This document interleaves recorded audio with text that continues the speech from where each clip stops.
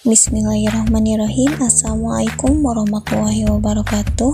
Perkenalkan, saya Riri Nur Hairunisa, NIM 12020800045. Pada kesempatan kali ini, saya akan melakukan percobaan mengenai sel volta dengan menggunakan bahan yaitu jeruk nipis. Untuk kompetensi dasarnya yaitu merancang sel volta dengan menggunakan bahan di sekitar. Dan untuk indikatornya, 1. Siswa dapat memahami sel volta dalam kehidupan sehari-hari. 2. Siswa dapat membuat rancangan sel volta menggunakan bahan-bahan di sekitar. Sel volta disebut juga dengan sel galvani. Penamaan keduanya tersebut diambil dari nama penemunya, yaitu seorang ilmuwan bernama Alessandro Giuseppe Volta dan Luigi Galvani. Sel volta merupakan sel elektrokimia yang dapat mengubah reaksi kimia dari reaksi redoks spontan atau reaksi yang dapat langsung dengan sendirinya. Reaksi redoks spontan dapat diubah untuk digunakan sebagai sumber listrik. Bagaimana prinsip kerja sel volta? Sel volta terdiri dari dua elektroda, yaitu anoda dan katoda. Sel volta anoda berbuatan negatif dan sel volta katoda bermuatan positif.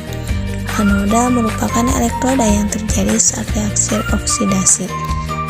Terjadinya reaksi reduksi elektroda disebut dengan katoda. Apakah kalian tahu bahwa baterai dan akumulator atau aki adalah salah satu contoh sel volta yang sering kita gunakan dalam kehidupan sehari-hari? Baterai mengubah energi listrik menjadi energi kimia saat pengisian, dan mengubah energi kimia menjadi energi listrik saat digunakan. Pada kesempatan kali ini, kita akan melakukan percobaan sel volta menggunakan bahan-bahan yang ada di sekitar kita. Nah, untuk alat dan bahan yang akan digunakan yaitu ada jeruk nipis, kawat tembaga, paku, kabel dan penjepit buaya, cutter, dan lampu LED. Selanjutnya ada prosedur percobaan. Langkah pertama yang harus kita lakukan yaitu siapkan alat dan bahan yang akan kita gunakan. Di sini saya menggunakan 4 buah jeruk nipis.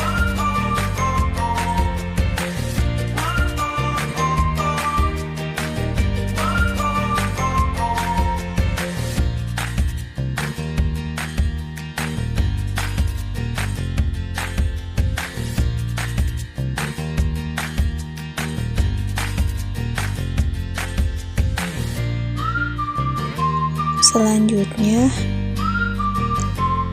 tusukkan kawat tembaga dan paku pada masing-masing jeruk nipis.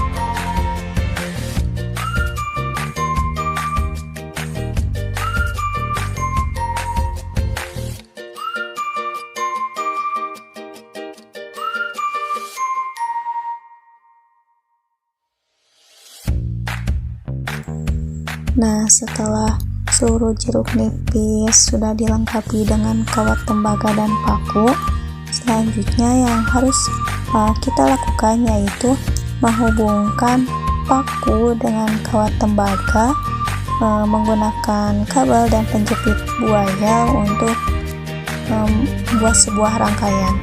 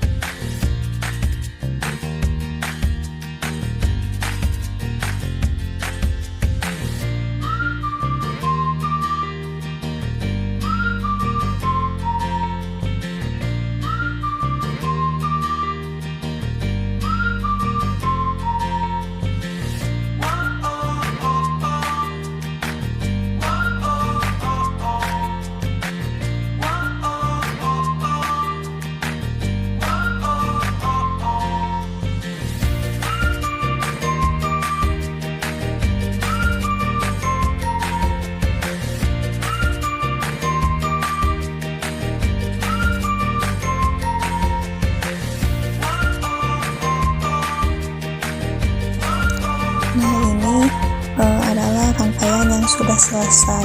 Selanjutnya, kita menguji rangkaian dengan menyambungkan rangkaian dengan lampu LED. Apakah lampu tersebut menyala atau tidak?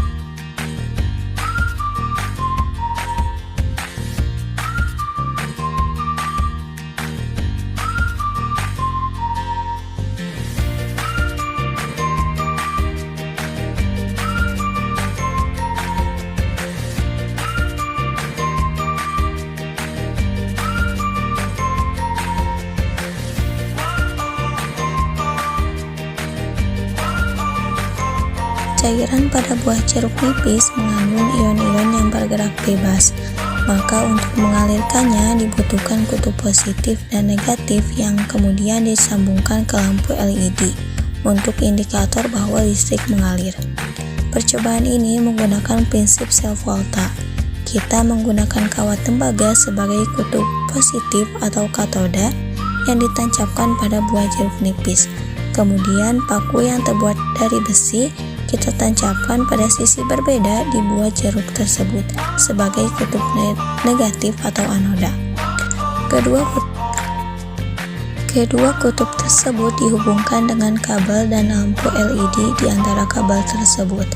Ketika ada aliran ion-ion, maka arus listrik dapat dihantarkan sehingga dapat menyalakan lampu. Semakin banyak jeruk nipis yang digunakan dalam rangkaian, maka semakin besar pula tegangan yang dihasilkan dan semakin terang pula lampu yang menyala.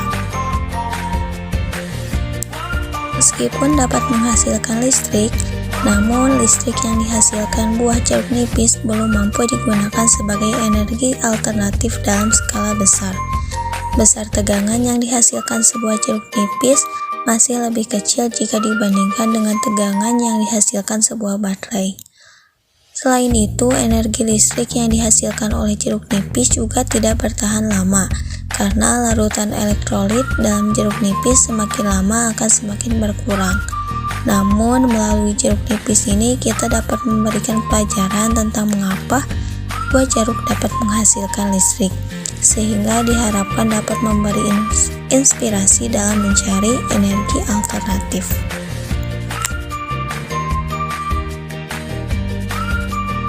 Nah, untuk kesimpulannya, dari praktikum sederhana tentang prinsip kerja sel volta ini, kita dapat menyimpulkan beberapa hal sebagai berikut.